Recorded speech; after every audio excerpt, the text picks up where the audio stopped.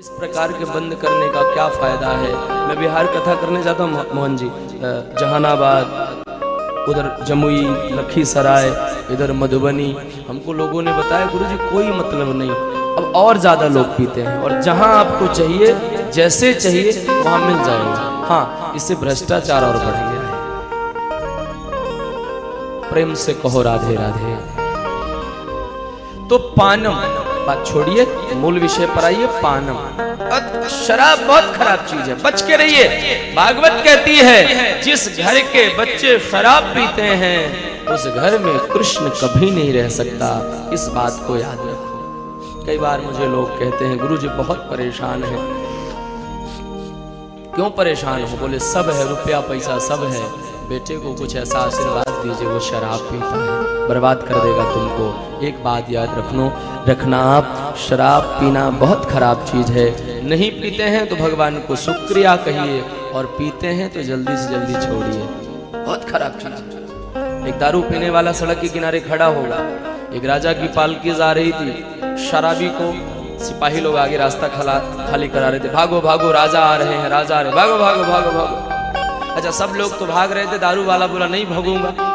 राजा को कह दे, राजा को हमारे सामने राजा की क्या औकात है।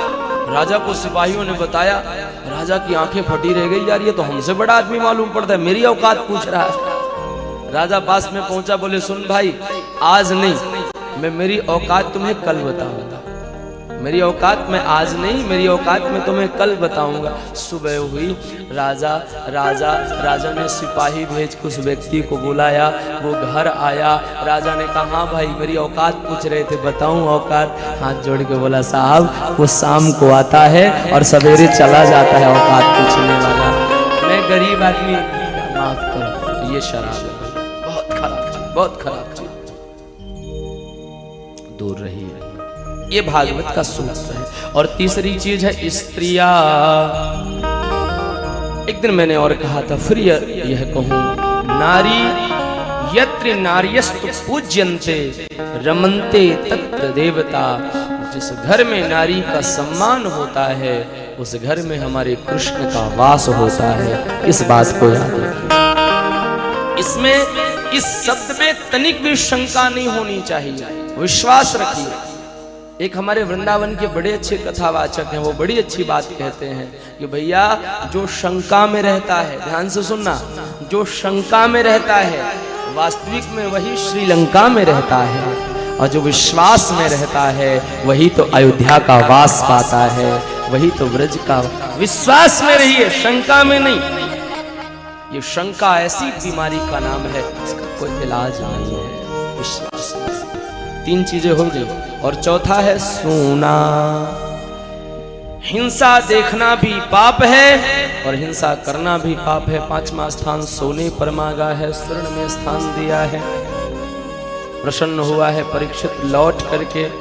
परीक्षित ने वरदान देकर के जब लौटे हैं कलयुग को, घर आए हैं, एकांत में बैठे हैं, विचार आया चलो क्यों ना हम थोड़ा भ्रमण कर आए।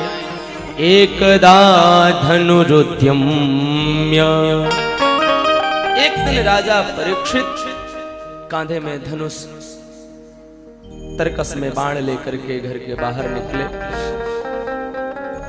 और जाते जाते अपने खजाने में गए। वहां एक सोने का मुकुट धरा था। आप लोग बात कर रहे हो, सामने देखो, सब कोई भी बात नहीं करेगा।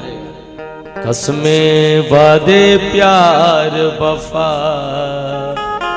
ये बातें हैं बातों का क्या। कोई किसी का नहीं है बंदे, कितने भी कहो तू मेरा, पर यहाँ कोई किसी का नहीं है बंदे। ये नाते हैं नातों का क्या, कसमें वादे प्यार वफा, ये बातें हैं बातों का। इतने आपको मेरी प्रार्थना है,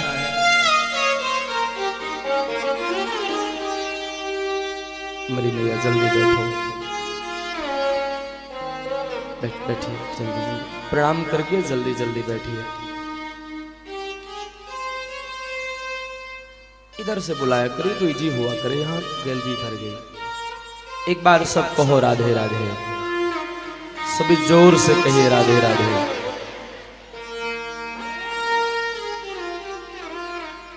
हाँ आप इधर ध्यान लगाओ, सब ध्यान लगाइए। सामने कोई आते हैं ना तो कथा थोड़ा विस्मरण होती है, इसलिए बहुत ख्याल रखना है आपको। हम कह रहे थे परीक्षित खजाने में गए, एक सोने का मुकुट था। समझा रहा हूं इसलिए कि एक चीज समझिए। खजाने में गए, सोने का मुकुट था। भैया आंख से वही देखिए जो देखने के लिए भगवान ने आंख बनाया है, पर हमारे साथ उल्टा हो रहा है। हम आंख से वही देखते हैं जो हम देखना चाहते। भगवान ने आंख दिया था इसलिए कि आंख में जो देखने को दे रहा हूं वो देख, और हम उल्टा करते हैं, हम वही देखते हैं जो हमारा जी चाहता है। जितनी दुनिया की गंदी चीजें हैं वो आंख के मार्ग से ही भीतर जाती हैं। किसी का सुंदर घर देखा, मर गए, हमारा भी घर ऐसा होना चाहिए। किसने देखा था?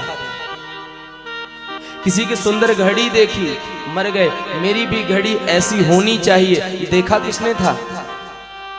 किसी की सुंदर कार देखी, मर गए, मेरे पास भी ऐसी कार होनी चाहिए, पर देखा किसने था?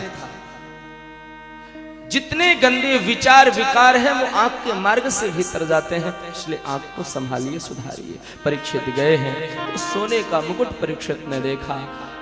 परीक्षित थोड़ा विचार करना चाहते थे पर कर नहीं पाए। वो मुकुट जब तक विचार करने का समय लेते, मुकुट उठा करके सिर में धर लिया। और ये अन्याय का धन था। मैंने कल कहा था केवल सोने में नहीं, अन्याय के कमाई से कमाए गए हर एक वस्तु में कौन रहता है?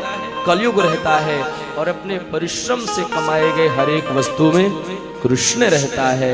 वो जरासंध का मुकुट था, अन्याय का मुकुट था, लगाया तो परीक्षित के सिर में कौन बैठ गया? कलयुग। जो कल तक अहिंसा परमो धर्म के सूत्र को मानने वाले परीक्षित आज हिंसा करने को निकल पड़े।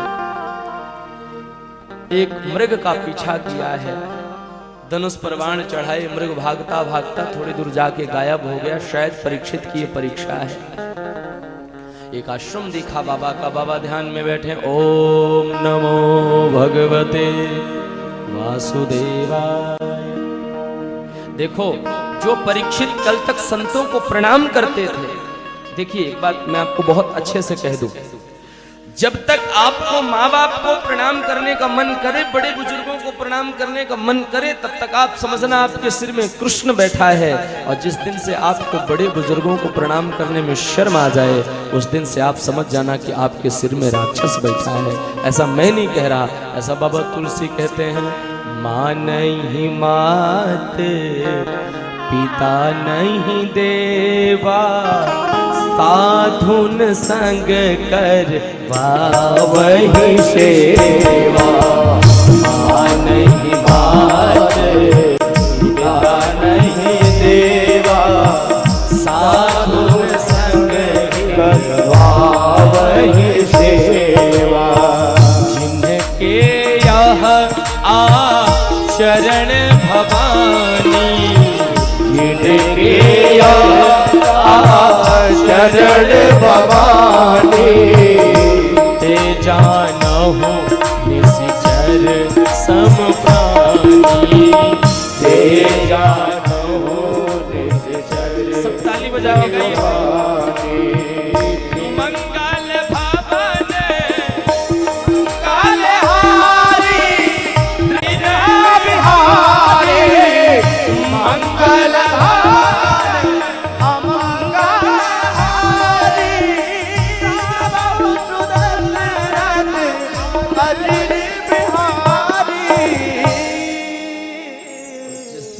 आपको बड़े बुजुर्गों को प्रणाम करने में शर्म आए, आप समझ लेना आपके सिर में कलयुग बैठ गया है।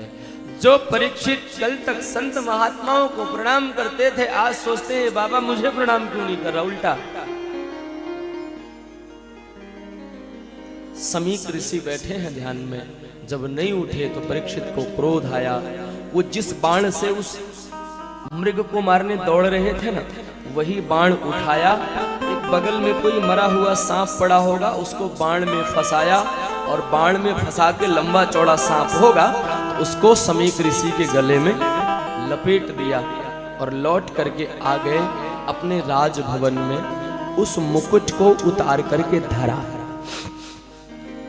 उस मुकुट को जब उतार